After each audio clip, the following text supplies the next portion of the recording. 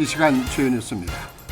최대 풍속 125마일을 기록한 열대성 폭풍이 플로리다를 강타하며 많은 피해를 입혔습니다. 공화당 내에서는 트럼프 전 대통령의 후보 자격 문제를 놓고 논란이 일고 있습니다. 마리화나가 연방정부마저 합법화하는 게 아니냐는 우려를 낳고 있습니다. 바이든 행정부의 초과수당 확대 방안이 발표되면서 소매업계와 식품업계가 비상이 걸렸습니다. 신용카드 결제 수수료가 인상될 조짐을 보이고 있어 가맹업체들이 반발을 사고 있습니다. 이상은 이 시간 주요 뉴스입니다. 여러분 안녕하십니까? KBN 뉴스입니다. 최대 풍속 시속 125마일을 기록한 열대성 폭풍 이달리아가 플로리다주를 강타하면서 도로가 침수되고 다리가 폐쇄가 됐습니다. 곳곳에서는 정전도 발생했고 인명피해도 잇따랐습니다. 이 소식 서경희 아나운서가 전해드립니다. 플로리다주에 상륙하며 카테고리 3등급 위력의 허리케인으로 발전했던 이달리아는 이후 서서히 1등급으로 약화했습니다. 이달리아는 사우스캐롤라이나주 찰스턴에 접근해 토네이도를 일으켰고 동쪽으로 방향을 틀어 대서양으로 빠져나갔습니다. 이달리아는 지난 2017년 이후 미국 본토를 강타한 허리케인 가운데 8번째로 위력이 큰 것으로 평가됐습니다. 도로와 시내 거리들이 모두 침수되면서 주민들은 더 높은 지역이나 호텔 등 큰 건물로 황급히 대피했습니다. 이달리아가 머물던 찰스턴 당국은 홍수로 찰스턴 전역의 도로 여러 곳이 폐쇄됐다고 밝혔습니다. 당국은 수많은 도로가 폐쇄돼 일부 지역에 대한 접근이 제한되고 있다며 바리케이드 주변에서 운전하지 말 것을 당부했습니다. 인명피해도 잇따르고 있습니다. 플로리다주에서는 강풍으로 인한 교통사고로 남성 2명이 목숨을 잃었다고 고속도로 순찰대는 밝혔습니다. 조지아주에서는 도로를 가로질러 쓰러진 나무를 치우려던 중 또 다른 나무가 쓰러지면서 주민 1명이 숨지고 1명이 중상을 입었습니다. 플로리다주와 조지아주의 50만 가구가 정전 피해를 입었습니다. 일부 지역에서는 프로판 가스통이 폭발하는 등의 사고도 잇따랐습니다. 플로리다주는 주 방위군 5,500명과 구조대원 등이 실종자 수색과 복구 작업에 투입돼 교량 점검, 피해자 구조 등을 진행하고 있다고 밝혔습니다. 오늘 대선을 앞두고 공화당 후보들 간의 격론이 벌어지고 있습니다. 특히 뉴햄프셔주에서는 도널드 트럼프 전 대통령의 대선 후보 자격을 두고 공화당원들 사이에 격론이 벌어지고 있습니다. 이 소식 오동윤 기자가 전해드립니다. 수정헌법 14조 3항에 따라 트럼프의 출마를 막아달라는 소송이 제기됐습니다. 국민발언 자유라는 단체는 30일 뉴햄프셔, 플로리다, 뉴멕시코, 오하이오, 위스콘신 국무장관들에게 헌법 14조에 따라 트럼프를 투표 대상에서 제외하도록 요청하는 서한을 보냈습니다. 이들의 주장은 최근 반트럼프 진영에서 주목을 받고 있는 이론을 바탕으로 합니다. 2021년 1월 6일에 트럼프가 보였던 행동이 수정헌법 14조 3항에 위배돼 트럼프가 후보 자격이 없다는 주장입니다. 이 조항은 헌법 준수를 선서하고 취임한 공직자가 반란을 일으키거나 적에게 편의를 지원한 경우 공직을 취임하는 것을 금지하는 내용입니다. 이 이론은 2명의 유명 법학 교수가 트럼프는 헌법상 후보 자격이 없다는 내용의 글을 발표하면서 주목받고 있습니다. 로런스 트라이브 하버드대 법학 교수는 대법원에서 법의 원칙이 충실히 적용되는지를 실험할 기회라고 강조했습니다. 그러나 이 이론을 지지하는 사람들조차 소송에서 승리할 가능성이 적음을 인정하고 있습니다. 주 국무장관들이 트럼프를 상대로 소송을 제기할 경우 트럼프 진영이 항소할 것이 분명해 대법원까지 가면 트럼프가 임명한 3명 등 보수적 판사가 6대 3으로 많은 대법원이 기각할 가능성이 큰 상황입니다. KBN 뉴스 오동윤입니다. 미국에서는 40여 개 주가 마리화나 판매를 합법화하고 있습니다. 그런데 미국의 마리화나를 덜 위험한 마약류로 분류하는 의견을 제시하면서 연방정부마저 마리화나를 합법화하는 게 아니냐는 우려가 제기되고 있습니다. 보건인적서비스부는 어제 마리화나의 법적 마약류 등급을 낮출 것을 마약 단속국에 권고를 했습니다. 마약 단속국은 마약을 중독 남용 위험과 의료 효과에 따라서 5등급으로 분류하고 있고 마리화나는 헤로인, LSD, 엑스터시 등과 함께 의료용으로 사용할 수 없으며 중독 위험이 가장 큰 1등급 마약류에 속해 있습니다. 보건부는 마약 단속국의 마리화나의 중독 가능성을 보통 또는 낮음으로 재평가해서 마취성 물질과 남성 호르몬 등과 같은 3등급으로 분류할 것을 권고했습니다. 이는 조 바이든 대통령이 지난해 10월 보건부와 법무부 등 관련 부처에 마리화나의 마약류 등급 재검토 지시한 데 따른 것입니다. 이후에 보건부는 마리화나에 대한 과학 의료 평가를 수행했으며 그 결과를 관련 법상 마약 등급 분류의 최종 권한을 가진 마약 단속에 전달했다고 보건부 대변인이 설명을 했습니다. 마리화나는 미국 50개 주와 수도인 워싱턴 DC를 비롯해서 거의 40개 주에선 어떤 형태로든 합법화했지만은 나머지 주와 연방정부 차원에서는 여전히 완전 불법입니다. 연방정부가 마리화나의 마약류 등급을 낮추면 마리화나 판매 기업이 주요 증시에 상장할 수 있으며 이미 합법화된 캐나다 등의 외국 기업이 미국에서 제품을 판매할 수 있게 되는 등 합법화로 가는 길이 폭넓게 열리게 됩니다. 바이든 행정부가 초과 근무수당 지급 대상을 확대하는 방안을 발표를 했습니다. 이로 인해서 소매업을 비롯해서 식품업계가 영향을 미칠 것으로 보입니다. 노동부가 어제 공개한 방안에 따르면 고용주는 주당 1,059달러 또는 연간 55,068달러 미만의 급여를 받는 근로자에게 초과 근무수당을 지급하도록 하고 있습니다. 현재 초과 근무수당 지급 기준은 연간 급여 기준으로 45,568달러로 전임 도널드 트럼프 행정부 시절인 2020년에 정한 것입니다. 새 지급 기준이 적용되면 근로자 360만 명이 추가로 혜택을 받게 될 전망입니다. 그간 노동계와 민주당은 현재의 초과 근무수당 지급 기준이 충분하지 않다고 주장해왔습니다. 미국에서는 주 40시간 이상 일한 근로자에게는 반드시 초과 근무수당을 지급해야 하고 이는 정규 임금의 1.5배여야 합니다. 새 지급 기준은 시행에 앞서서 여론 수렴 과정을 거칠 것으로 예상이 되며 소매업을 비롯해서 식품, 숙박, 제조업 등의 업종에 큰 영향을 미칠 것으로 전망이 됩니다.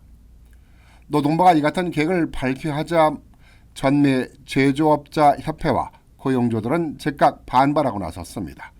새 지급 기준이 노동 문제를 심화하고 높은 금리와 인플레이션, 경제적 불확실성과 싸우는 기업의 새로운 비용 부담을 떠안길 것이라고 주장했습니다. 물가를 잡기 위한 금리가 계속되고 있는데도 물가 상승은 증가하는 현상을 보이고 있습니다. 이러다 보니 연방준비제도이사회가 또 추가 금리 인상 가능성을 열어두고 있습니다. 상무부는 오늘 7월 개인 소비지출 가격지수가 1년 전보다 3.3% 상승했다고 밝혔습니다.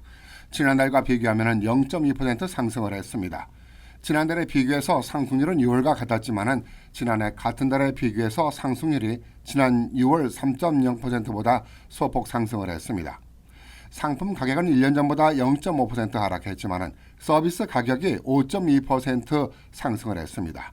식료품 가격은 3.5% 상승을 했고 에너지 가격은 14.6% 하락했습니다. 에너지와 식료품을 제외한 근원 개인 소비지출 가격지수는 지난해 같은 기간에 비교해서 4.2%로 지난달보다 0.2% 각각 상승을 해서 두 지표 모두 전문가 전망치에 부합을 했습니다. 지난달과 비교한 상승률은 6월과 같았지만 지난해 같은 기간에 비교해서 상승률이 6월 4.1%보다 소폭 오른 수준을 나타냈습니다. 7월에 개인 소비지출 가격지수 상승률이 소폭 올랐지만 지난 6월 상승률 둔화폭이 워낙 컸던 점을 고려하면 인플레이션 둔화세가 반전된 것으로 보기는 어렵다는 게 전문가들의 평가입니다. 실제로 지난 7월 같은 기간에 비교해서 개인 소비지출의 가격지수 상승률은 4월에 4.3%, 5월에 3.8%와 비교해 상대적으로 낮은 3%대 초반 상승률을 유지를 했습니다. 현금 인출 수수료가 인상되면서 비자와 마스터카드가 신용카드 결제 수수료도 인상할 조짐을 보이고 있어서 가맹업체들의 반발을 사고 있습니다. 월스트리트 저널에 따르면 비자 마스터카드는 오는 10월과 내년 4월부터 온라인 쇼핑을 중심으로 결제 수수료 인상을 계획한 것으로 알려졌습니다. 수수료 인상 카드 가맹점에 추가되는 수수료 부담액은 연간 5억 2천만 달러 수준으로 전망이 된다고 컨설팅 업체는 추산을 했습니다.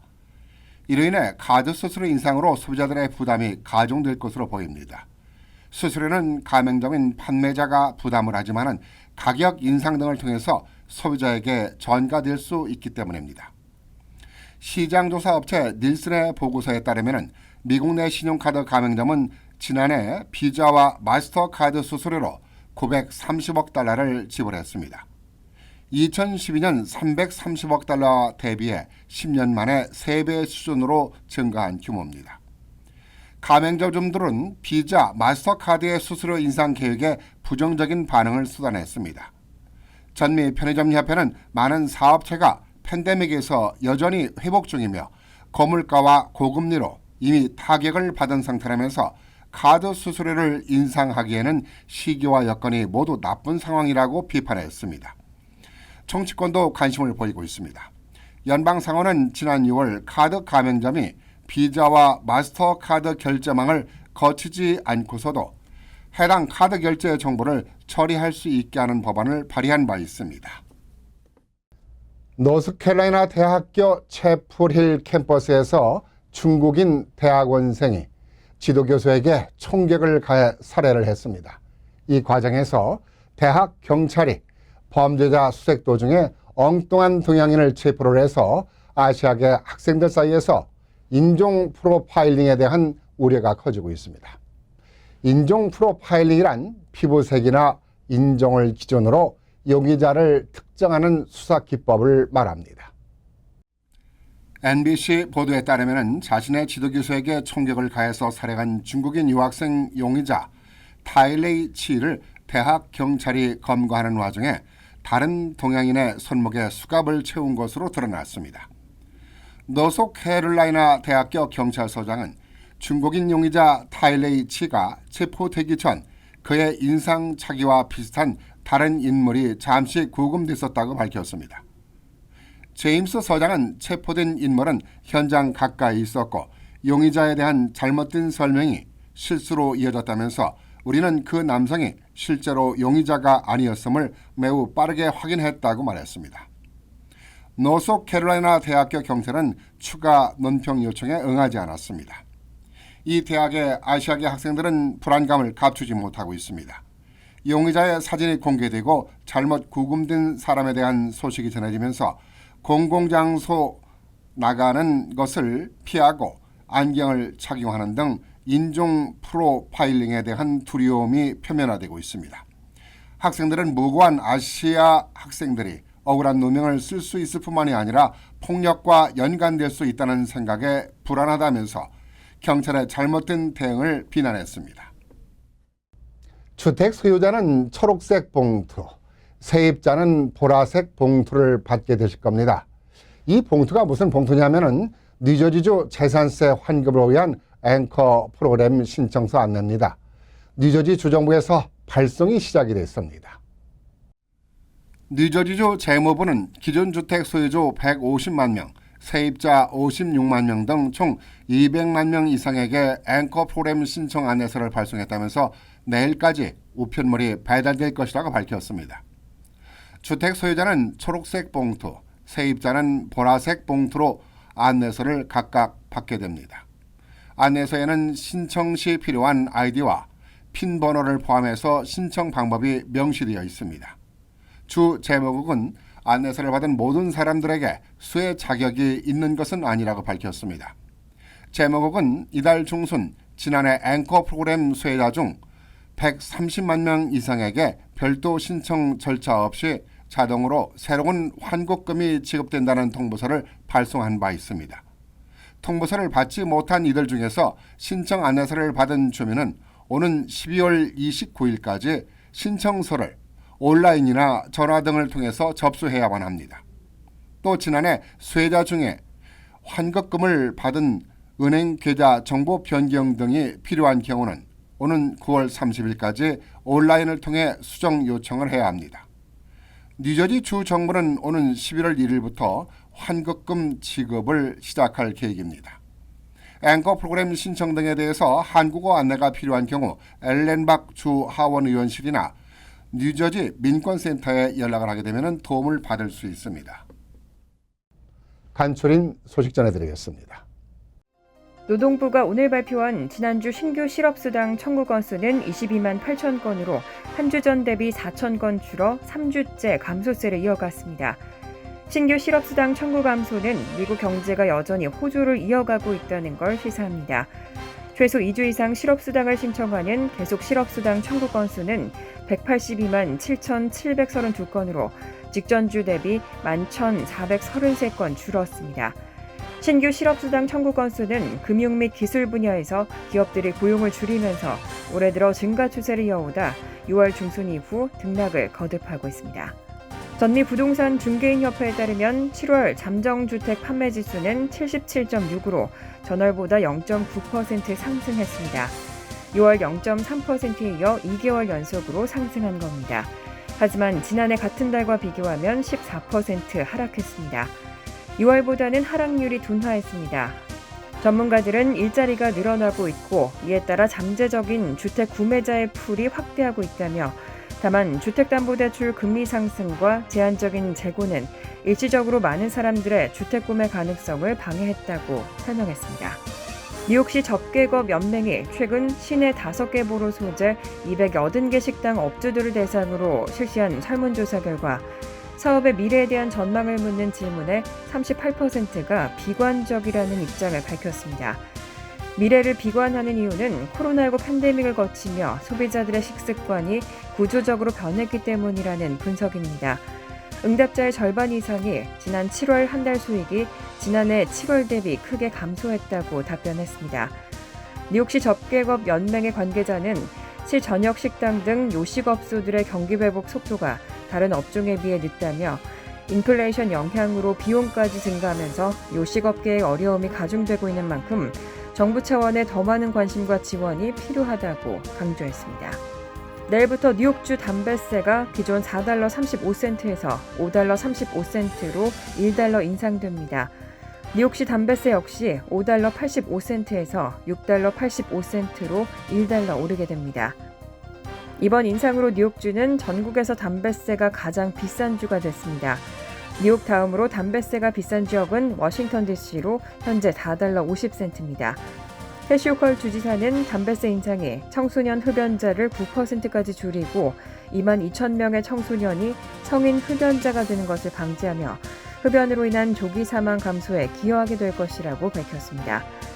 하지만 편의점 등 담배 판매 업자들은 이번 담배세 인상으로 암시장이 활성화되고 매출에 악영향을 끼칠 것이라며 우려를 표명하고 있습니다. 환율과 증권 소식입니다.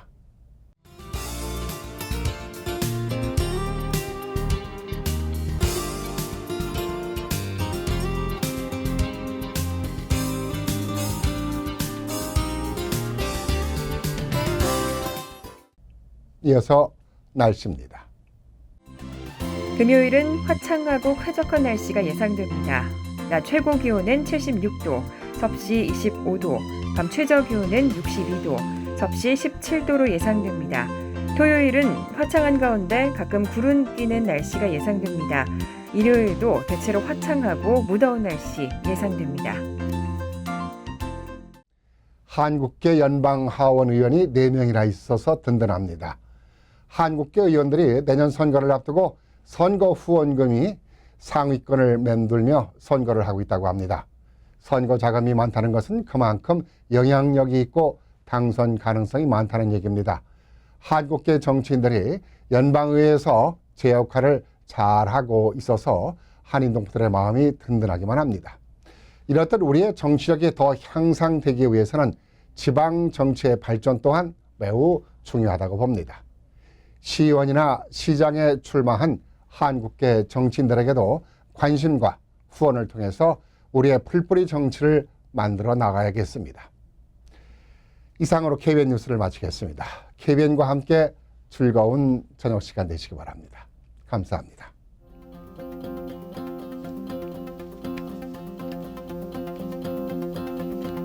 미 동부 최대 한인방송 KBN이 제작하는 KBN 뉴스는 웹사이트 mykbn.com 그리고 유튜브와 페이스북에서 다시 보실 수 있습니다. 좋아요, 구독, 알림 설정은 뉴스 제작에 큰 도움이 됩니다.